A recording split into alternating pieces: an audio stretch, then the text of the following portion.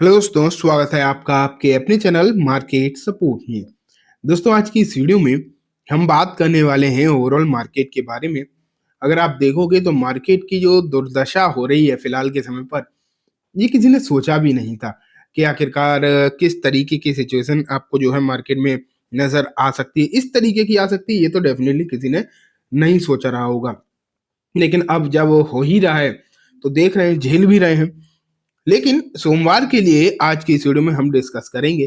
And आप ये मान कर चलिए कि जो सिचुएशन अभी मार्केट में है, यहाँ से और ज्यादा बिगड़ सकती है, इस बात के भी जो चांसेस पूरे पूरे हैं। ठीक है, अभी अमेरिकन मार्केट देखेंगे, उससे समझ में आएगा। लेकिन आज सुप्रीम कोर्ट में कुछ फैसले जरूर लिए गए हैं, उसके चलते कुछ शेयर्स को तो फायदा हो सकता है। ये हम बातें जरूर हम करने वाले हैं। ठीक है, स्टार्ट करते हैं। शुरू करूंगा दोस्तों डाउ जोन्स के बारे में बात करके स्टार्ट करता हूं। तो ये देखो, डाउ जोन्स जो है आपके सामने मैंने रखा है। एंड खुलते ही अगर देखो तो खुलते ही आपको डाउ जोन्स जो है क्रैश होता हुआ दिखाई दे रहा है। तो बेसिकली आप ये मान के चलिए कि बुरी तरीके से गिरावट आपको जो है डाउ जोन्स में देखने को मिल रही है। एंड जिस तरीके की गिरावट के माहौल आपको जो है यहाँ पर देखने को मिल रहा है, डेफिनेटली चिंता से भरा हुआ है, चिंता दिखाई दे रही है बेसिकली। अभी जो स्थिति बनी हुई है, बिल्कुल भी समझ में नहीं आ रहा फिलहाल। आप कह सकते हो कि आगे होगा क्या, क्योंकि बिल्कुल भी कुछ भी सही होता हुआ तो दिखाई दे ही नहीं रहा ना। लगातार समस्याएं जो है बढ़ती ही चली जा रही हैं। अमेरिकन मार्केट इस भयंकर तरीके से गिर रहा है। वहीं अगर मैं एक बार आपको नेस्डेक भी दिखाने की कोशिश करूं, यहाँ क्या हाल है, तो गिरावट तो यहाँ भी सॉलिड है, अच्छी खासी गिरावट है। हालांकि थोड़ी सी रिकवरी हो गई है, तब ये हाल है, आप ये समझ लो। थोड़ी सी रिकवरी हुई है, लगभग आधे परसेंट से ज्यादा की तो रिकवरी हो चुकी। अदरवाइज 2% से ज्यादा की गिरावट जो है आपको यहाँ पर नजर आ रही है। तो ये सिचुएशन जो है वो डेफिनेटली बहुत ज्यादा खराब है।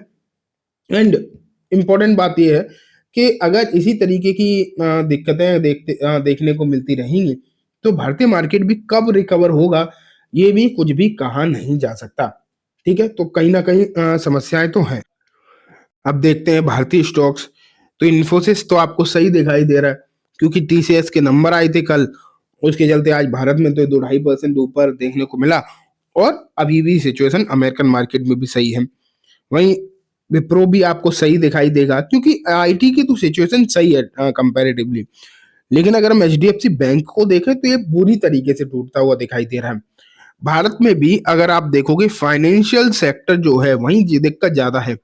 आज भी ना निफ्टी बैंक में गिरावट कंपैरेटिवली ज्यादा थी, वही आपको यहाँ दिखाई दे रहा है। ठीक है, अब हम आगे बढ़ते हैं, आगे की सिचुएशन को जानने की कोशिश करते हैं।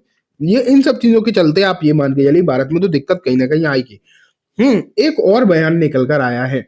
एक बयान आया है एक एनालिस्ट की तरफ से, और कहा यह जा रहा है कि रुपया जो है, आपको तो पता ही है, रुपी जो है डेली डेली वीक ही होता हुआ दिखाई दे रहा है कहीं ना कहीं। एंड ये कहा जा रहा है कि 90 तक जा सकता है। मतलब अभी जो 85 तक पहुंचता हुआ दिखाई दे रहा है डॉलर के कंपैरिजन में, ये 90 तक जा सकता है। मतलब और कमजोर हो सकता है यहाँ से।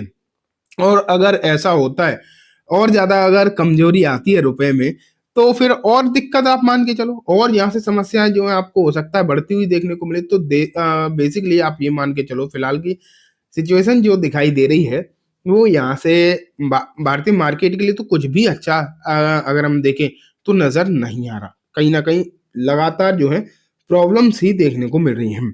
ठीक है, ये देखो, सुप्रीम कोर्ट वाला बयान की जो मैं बात कर रहा था वो ये है कि आज सुप्रीम कोर्ट ने गेमिंग चैनल पर जो जीएसटी के भारी भरकम नोटिस थे ना, पता है डेल्टा कॉप पर कितना नोटिस था?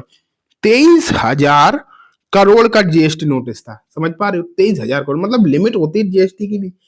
ये नोटिस दे रखा था। आज ना सुप्रीम कोर्ट ने स्टे लगा दिया इन सब पर। कह दिया कि आगे कुछ भी कार्यवाही जब तक नहीं होगी, जब तक सुप्रीम कोर्ट इस पर पूरी तरीके से क्लियर ना हो जाए। तो इन कंपनीज के लिए बढ़िया है। अगर आप देखो तो इससे फायदा किसे किसे हो सकता है। एक तो डेल्टा कॉप को फायदा हो सकता है, ठीक है। नजारा टेक को भी अगर आप देखोगे तो फायदा हो सकता है इसका। तो यहाँ पर आपको नजर रखनी चाहिए। अब बात आती है कि जो सिचुएशन आपको देखने को मिल रही है ना, चलो इन दो कंपनीज को तो कहीं ना कहीं फायदा हो भी सकता है। लेकिन अब बात आती है कि जो भारतीय मार्केट में दिक्कतें हैं, इन दिक्कतों के चलते कौन कौन से शेयर्स पे तकलीफ आएगी, सोमवार को दिक्कतें और ज्यादा बढ़ेंगी, अब वो देखते हैं हम। तो देखो, HDFC बैंक, अगर आज देखो HDFC बैंक आज गिरता हुआ दिखाई दिया लगभग आधे % के आसपास। एंड मैं यहाँ से सिर्फ और सिर्फ HDFC बैंक की बात नहीं कर रहा हूँ, मैं यहाँ पर बात कर रहा हूँ पूरे के पूरे बैंकिंग सेक्टर की। ठीक है, पूरा बैंकिंग सेक्टर जो है आपको देखने को मिलेगा वीक, और थोड़ा बहुत नहीं, अच्छा खासा वीक जो है सोमवार को भी यहाँ पर देखने को मिल सकता है। इसके पीछे सीधे सीधे रीजन जो है नैस्डैक एंड डाउ जोन्स ही है। इनका इम्पैक्ट आप ये मान के चलिए, भले ही आप ये कह सकते हो कि डायरेक्टली ऐसा थोड़ी कि जो वहां पे हो रहा है 100% वैसा ही हो जाएगा, हाँ नहीं होगा, डायरेक्टली नहीं होगा, लेकिन आप ये मान के जरूर चल सकते हो कि इनका इम्पैक्ट कहीं ना कहीं जरूर पड़ता है और आगे जरूर पड़ेगा। इस बात की जो चांसेस हैं वो डेफिनेटली पूरे पूरे दिखाई दे रहे हैं। तो मेरे हिसाब से आपको जो है अभी फाइनेंशियल सेक्टर पर नजर रखनी चाहिए, एंड सिर्फ फाइनेंशियल नहीं, एनबीएफसी सेक्टर पर भी, एनबीएफसी पर भी नजर रखनी चाहिए। मैं आपको और दिखाता हूँ, ये देखो, आरबीआई ने बैंकिंग सेक्टर के लिए एक और चीज कही है कि बैंकिंग जो कंपनीज हैं या फिर बैंक्स जो हैं बेसिकली, उन्हें फिक्स रेट प्रोडक्ट को लाना ही पड़ेगा, जरूर लेकर आना पड़ेगा। मतलब यहाँ पर इन्होंने एक बाध्य कर दिया है बेसिकली। एक बात और मैं आपको बता दूं, कंपनी या फिर बैंक अपने हिसाब से चाहे जो भी लाए वो अलग बात होती है, लेकिन अगर उन्हें बाध्य किया जाता है, ठीक है, तो कहीं ना कहीं दिक्कत आ सकती है।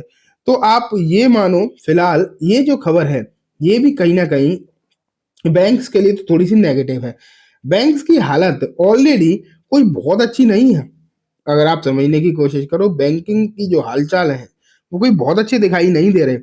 एंड जब इस तरीके की खबरें और निकल कर आएंगी तो कहीं ना कहीं और ज्यादा दिक्कत आपको जो है देखने को मिलेगी। तो ये आप मान के चलो फिलहाल जो सिचुएशन आपको देखने को मिल रही है ये दिक्कत भरी है, एंड आगे कहीं ना कहीं इसका इम्पैक्ट पड़ता हुआ जरूर दिखाई देगा। एंड गिरावट के जो चांसेस है मंडे को, वो पूरे के पूरे बैंक, फाइनेंशियल, इन सेक्टर्स पर जरूर आपको नजर रखनी चाहिए। तो इनमें मैंने आपको कोई पर्टिकुलरली शेयर्स नहीं दिखाए हैं, लेकिन आप खुद समझ सकते हो कि इनमें कौन कौन से शेयर्स हो सकते हैं। ठीक है, तो ओवरऑल ये हो गए कंप्लीटली कुछ बेसिक खबरें।